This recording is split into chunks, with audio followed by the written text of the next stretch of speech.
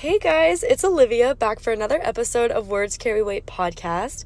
And today I wanted to talk to you guys about something that has recently, when I say recent, I mean about the past year, become a more prevalent attribute that I've tried to bring to myself, which is being kind to other people in your internal dialogue. Of course, we always preach kindness to others, but inside your own head, this is something that they'll never hear. And I want to explain why I all of a sudden felt so passionately about talking about this. And it started yesterday because I was driving and I accidentally, I don't know, for those of you who drive, this is more fitting for you, just a specific example, but I accidentally cut someone off. I accidentally merged lanes a little bit too close to them. And that is a scary thing because when it's a little dangerous, it was an accident, of course, but it was a little dangerous. And then I was like, oh, why did I do that? Like, I just started thinking these self-deprecating thoughts, right? Like, why did I do that? That was so stupid. Like, I'm such a bad driver. Why would I do that? Like, I'm smarter than that. I should have looked. And then, like, 10 seconds later, someone merged into my lane a little bit too close to me. And the same thoughts were happening, but in reverse. I was thinking towards that person, like, come on, like, that's such a bad driver. And there's different thoughts we all have when something like this happens, right? Like, they're such a bad driver. Like, are they not looking? Are they blind? Like, whatever it is that you think. And then I was like, what? I just did that myself. And then I'm going to get so hard on someone in my head only. Of course, I'm not saying this to that person. It's not possible. They're in a car. But in my own head, I was like, come on, like, I just did that myself, and then I'm going to go bash someone else for doing that. How is that fair? And I remembered this trick that my mom taught me about a year ago, and it has changed my life. And the reason this trick came across is because I just told her one day, I'm like, Mom, I feel like I'm not optimistic as I used to be.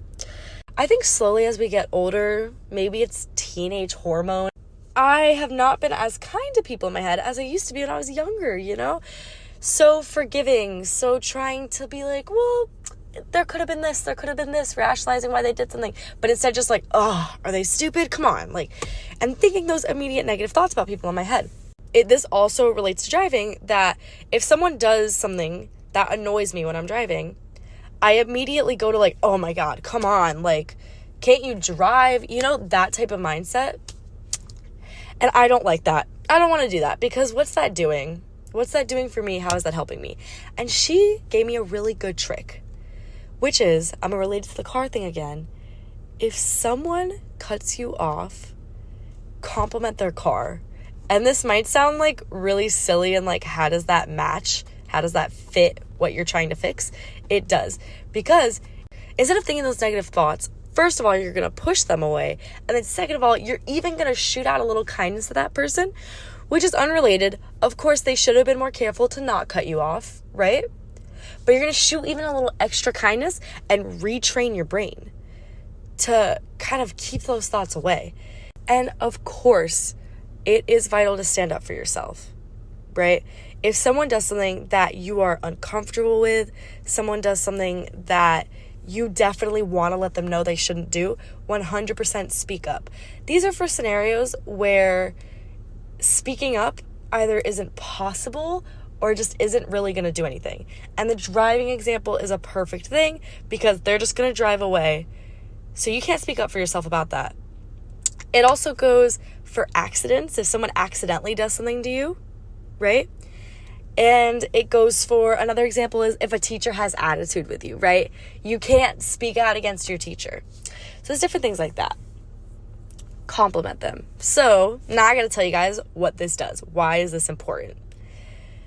When we put other people down like that, and then we do that same thing ourselves, right? I was mad at someone cutting me off, and then I accidentally cut someone else off, and I was so harsh on myself. We wouldn't be able to do that anymore if we gave other people leeway and compassion when they did the same thing. Self-compassion is vital to forgiveness. Self-compassion is vital to growth.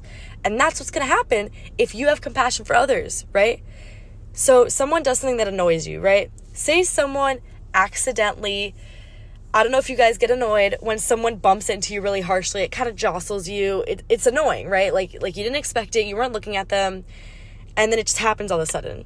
And the first thought is a kind of mindset of like, watch where you're going, or like, oh, like, look, eyes up. Can't you see? Stuff like that, right? Different automatic, rude insults, negative thoughts. Instead, we want to retrain our mindset to be like, I mean, they didn't mean that, you know? Maybe they did. That's a different issue, right? If you know that someone did intentionally push you or hurt you, of course, that's a different issue. That needs to be addressed immediately and reported. But I'm talking about an accident specifically. If someone bumps into you, just like, oh, they didn't mean that. Oh, and their hair looks really nice today. I hope they have a nice day today. Think things like that in your head, right? Even if that person showed no remorse and you don't feel like shooting a little extra kindness their way, that's okay, because the point of this is not for them. It's for you, right? Because thinking negative thoughts about someone in your internal dialogue, how is that helping you? Not at all, right? But shooting them a little extra kindness, that's helping you. First of all, it's making you a kinder person, but I think even more importantly, it's giving that self-compassion. Rachel and I always teach in our presentations that self-love is the most important thing, and through countless research papers that I have read, self-compassion is the key to self-love. I swear to you, this is the key. And you're going to find that through forgiving other people, and that's how you forgive yourself, right? So again, someone bumps into you, oh, they didn't mean that, right? Someone cuts you off, you could just start listing things too. Like maybe they were running late and they didn't realize. Maybe this is a funny one, but they just got their prescription changed. They couldn't see that well. Maybe they're a new driver. I was a new driver like 2 years ago, right? I sympathize with new drivers. Maybe they truly just didn't mean it. Accidents happen. There are so many options. Maybe they moved from another country and they don't know the rules of this road. It could be a million different things. So kind of just start listing things like, it's possible this is the reason. It's possible this is the reason. It's possible this is the reason. Shoot them a compliment. I really like that bumper sticker. That's really cool. I've always wanted to go to that state, right? Just an example. And in doing so, you have totally retrained your brain, reconditioned your brain, reworked your brain from shooting negativity to shooting positivity. And now in doing so, see, I caught myself yesterday how it felt bad when I cut someone off, right? But it's not going to feel bad anymore if I shoot other people empathy when they do it and compassion. And then when I do it, my brain isn't automatically, oh, they probably think I'm a horrible driver, I feel so bad. No, because you're so used to empathizing with people, you're going to do it for yourself too. You're going to be like, I didn't mean it. I hope they know that. My intentions were good. And that's it. I promise you guys, self-compassion is key. This trick has revolutionized my life. I find myself more optimistic, more caring to myself.